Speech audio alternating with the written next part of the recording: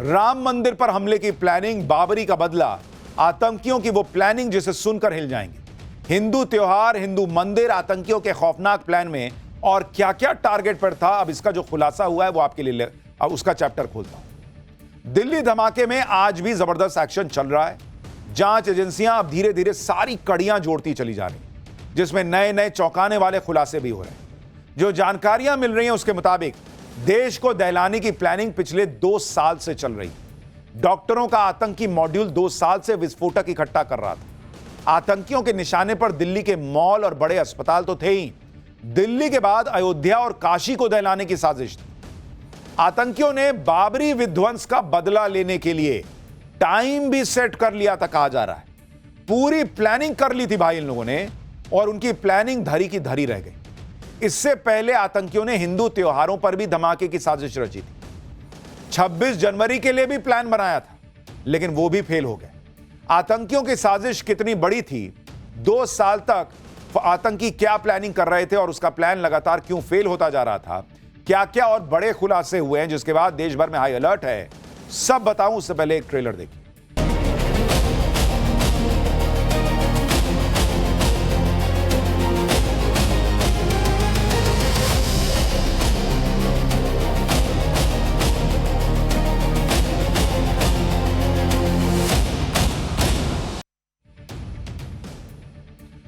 दिल्ली में लाल किले के पास हुए ब्लास्ट की साजिश 1-2 दिन में नहीं रची, बल्कि इसकी प्लानिंग कई सालों से की जा रही थी, कहा जा रहा है।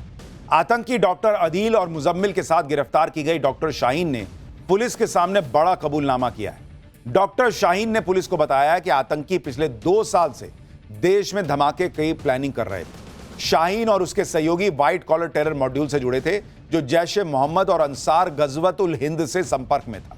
आतंकी उमर, अदील और मुजम्मिल 2 साल से अमोनियम नाइट्रेट जैसे विस्फोटक जमा कर रहे थे। सोचिए बॉस, 2 साल से।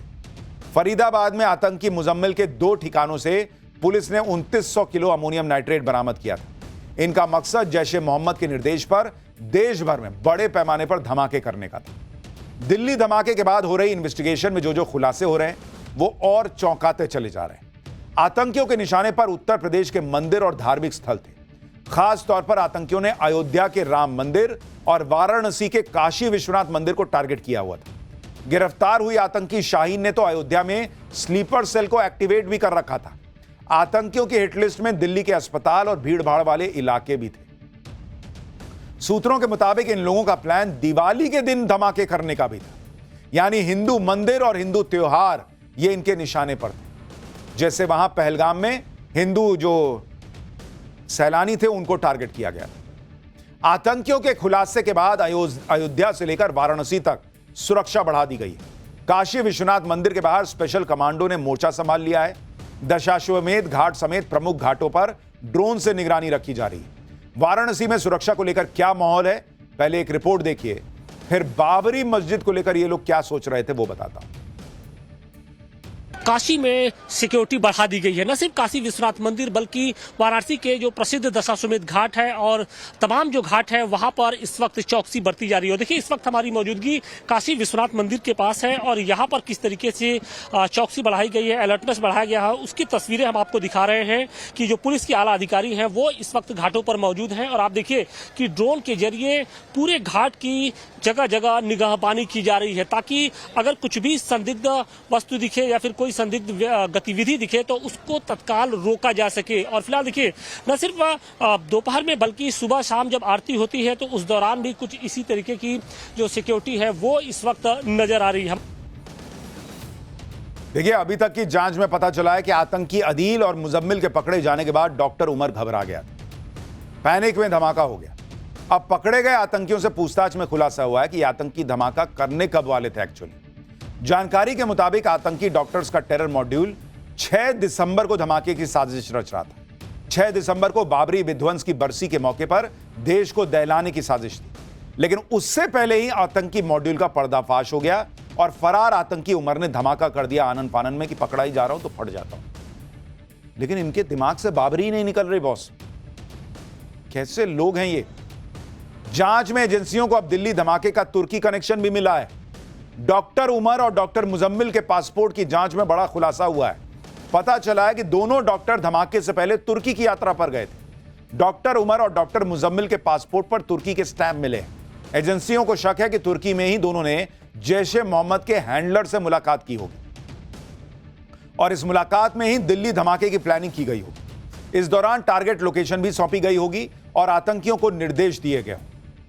एजेंसीज को यह भी पता चला है कि डॉक्टर उमर के साथ तुर्की जाने वाले डॉक्टर मुजम्मिल, वो दोनों लगातार रेकी का काम कर रहे थे। दोनों की प्लानिंग इसी साल 26 जनवरी को लाल किले पर धमाका करने की भी थी।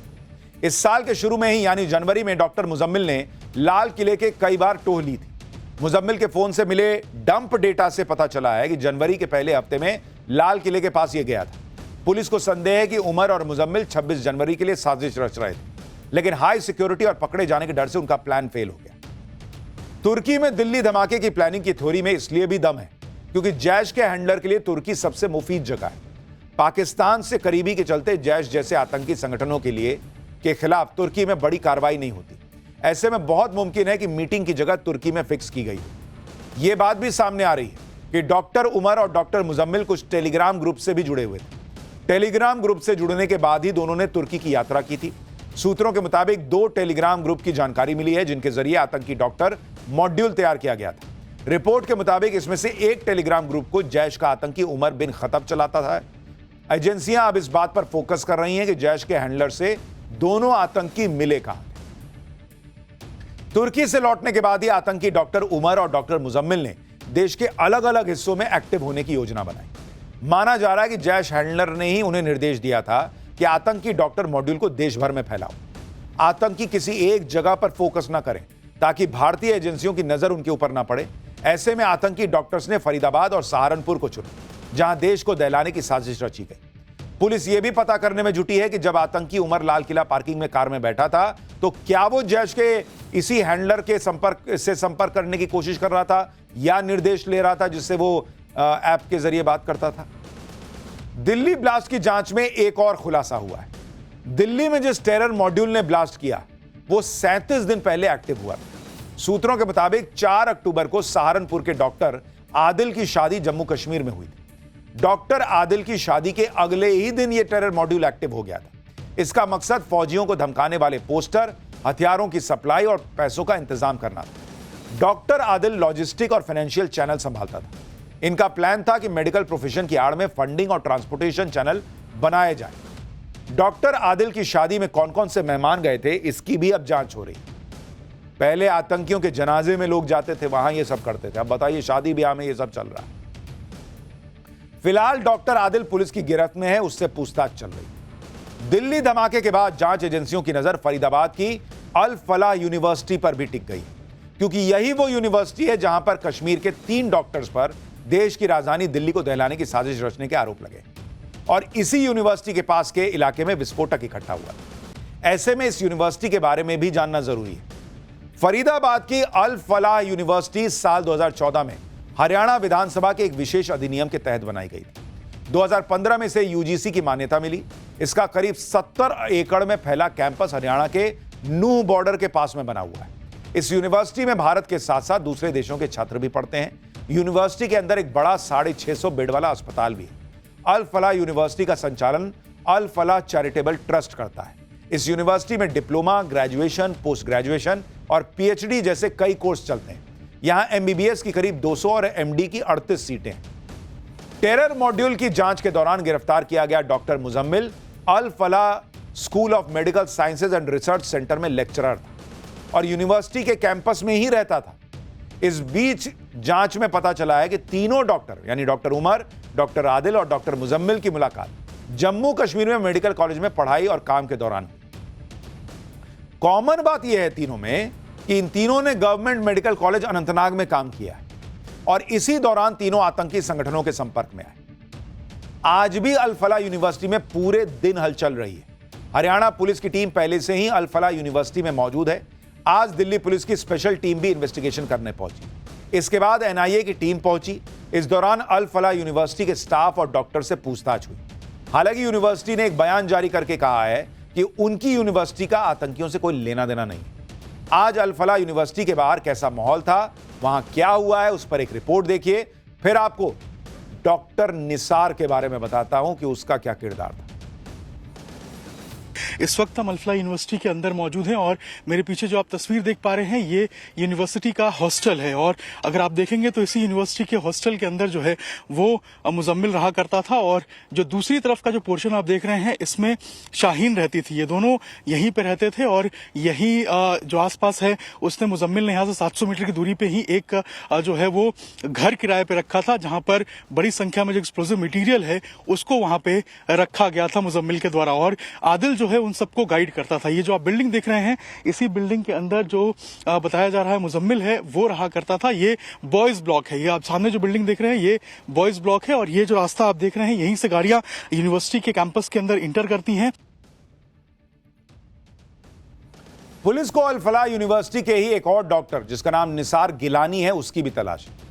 आतंकियों के पकड़े जाने के बाद से वो फरार है। डॉक्टर निसार गिलानी, जिसकी तस्वीर आप देख रहे हैं, इससे पहले कश्मीर के SMHS अस्पताल में तैनात था, लेकिन आतंकी गतिविधियों में लिप्त होने के कारण उसे सस्पेंड कर दिया गया। डॉक्टर निसार गिलानी को अलगाववादी नेता का करीबी माना जाता है।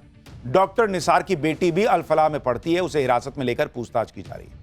लेकिन सवाल यह है कि जब पहले भी ये आतंकी गतिविधियों में शामिल होने की वजह से सस्पेंड हो चुका था, तो इसको दूसरी नौकरी मिल कैसे गई वहां? एक तरफ आतंकी इतनी बड़ी साजिश रच रहे थे, देश को दहलाने की प्लानिंग कर रहे थे, लेकिन महबूबा मुफ्ती को इनसे भी हमदर्दी हो रही। देश के नेता ऐसे समय में क्या कर रहे हैं, एक बार सुनिए फिर आगे की बात बताओ। अगर खुदा ना खास्ता इन्वेस्टिगेशन के बाद जो बहुत साफ सुथरी होनी चाहिए, ये वाकई होता है कि ये डॉक्टर इसमें मुलविस थे, तो मुझे लगता है हम जम्मू कश्मीर के लोगों के लिए, बिलखुसूस हम मुसलमान कौम के लिए ये लम्हे फिक्र है। ये बहुत ही ज्यादा जो अफसोस करने की वजह है, क्योंकि न सिर्फ हमारे जो बेस्ट ब्रेन्स हैं वो जाया हो रहे हैं, बल्कि हमारे ऊपर बहुत बड़ा दाग लग रहा है। और साथ ही जो इन लोगों के जिन पे शक है, अभी तो कोई प्रूव नहीं हुआ है, जिनको जो मशकूक हैं, जिनके ऊपर शक है, उनके घर वालों को, उनकी फैमिलीज को जो पूछताछ करनी है बेशक पूछताछ करें, मगर एक तरीकेकार उसका इस्तेमाल करें, उनको मुजरिम समझ के पूछताछ ना करें। इन्हें अभी भी शक है। जब ये लोग मान लीजिए साबित हो जाएं, उसके बाद ये दूसरी चीज शायद ये कहेंगे कि कोई मजबूरी रही होगी, किसी ने पता नहीं मारा पीटा होगा, कोई दर्द रहा होगा, कोई यूं ही आतंकी नहीं बन जाता। ये सब घिसा पिटा जो टेप रिकॉर्डर इन लोगों का है वो देश सुनता रहा है। महबूबा मुफ्ती पर आरोप लग रहा है कि वो आरोपियों को कवर फायर दे रही। तो कर्नाटक के मंत्री इसमें पॉलिटिकल कनेक्शन खोज के लिए आए। बॉस, कर्नाटक सरकार के मंत्री जमीर अहमद ने क्या कहा है वो सुनिएगा तो शॉक्ड रह जाएगा। सुनिए जरा भाई साहब। हमको आश्चर्य क्या है, ये बॉम्ब ब्लास्ट जो हुआ है 10 तारीख को हुआ है, 11 तारीख को चुनाव है बिहार के अंदर। अभी आप भी देखे होंगे हमारा कन्नड़ माध्यम के अंदर वो लोग बोल रहे थे कुछ पॉलिटिकल है क्या करके। हमको भी ये सुनने को आ रहा है कि इसके अंदर पॉलिटिकल इन्वॉल्वमेंट है करके सुनने को आ रहा है, पक्का नहीं बोलता हूँ। और ये जो भी पॉलिटिकल अगर बेनिफिट को एक आदमी की जान लेना है ना, उसको सही में उसको अच्छा नहीं होता है। आप इन लोगों का लेवल सोचिए बॉस। बिहार इलेक्शन था, पॉलिटिकल कनेक्शन सुनने में आ रहा है। जब सुनने में आ रहा है, कंफर्म नहीं है, तो बोल किस ले रहा है? क्या लोग हैं बॉस। और इस पॉलिटिक्स के बीच दिल्ली ब्लास्ट पर बागेश्वर बाबा ने बड़ी तीखी बात कह दी। बागेश्वर बाबा ने सवाल उठाते हुए कहा कि जो विस्फोटक मिल रहा है वो एक ही जगह से एक जैसे लोगों से क्यों मिल रहा है। उन्होंने कहा कि अगर आज हिंदू एकजुट नहीं हुआ ना, तो आने वाले समय में गली मोहल्ले में बम फूटेंगे। कुछ विदेशी ताकतें हिंदुओं की एकता से घबरा गई हैं। और बात ये उठ रहा है प्रश्न चिन्ह कि आखिर जो दंगा जिसके यहाँ से RDX पकड़ा गया वो एक ही कौम के क्यों निकले, और वो एक ही जगह से सामान क्यों निकला। आखिर कौन सी ऐसी शिक्षा नीति है जो इन लोगों को इतना मजहबी कट्टरपंथी बनाती है। हमें लगता है कहीं ना कहीं इस देश के मदरसों की शिक्षा नीति में सुधार की आवश्यकता है। आज हमने यदि एकजुट होकर आवाज नहीं उठाई तो वो दिन दूर नहीं। आज 8 मरे, कल 80, 800, 8000 हर गांव मोहल्ले में बम फूटेंगे यदि आज हिंदू एक नहीं है। इस वक्त एक और बड़ी खबर आ रही है। NIA ने 5 राज्यों में 10 ठिकानों पर छापेमारी की है। गुजरात में अलकायदा टेरर कॉन्स्पिरेसी केस में यह रेड हुई है। गुजरात, बंगाल, हरियाणा, मेघालय और त्रिपुरा में रेड पड़ी है।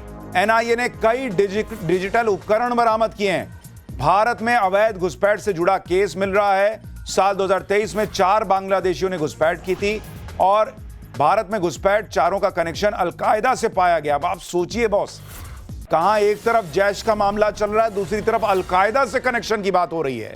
मतलब भारत को हिला देने के लिए कितने बड़े बड़े आतंकी संगठन लगे हुए हैं।